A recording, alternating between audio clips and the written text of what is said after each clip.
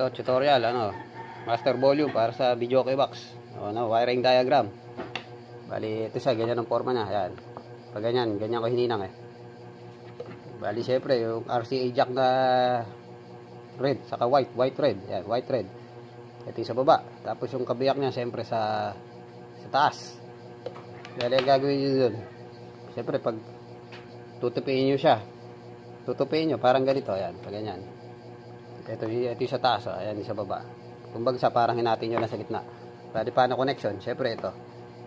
Ito nakita nyo nakita nyo tong nasa baba na to. Lahat yan ground, lahat ng ground diyan nakatap. Pag jumperan nyo na yan yung dalawa na yan, saka nyo tap yung lahat ng ground. Tapos itong isa na to, yung dilaw na to. Itong nakita nyo to, ito yung puti. Puti sa baba. Puti sa baba. Tapos ito, puti sa taas. Sa taas na yan, pataas. Tapos ito namang nasa gitna dito. Ito yung pula sa baba. Pula sa baba. Tapos ito naman, pula sa taas. Yun lang, mabilisan lang.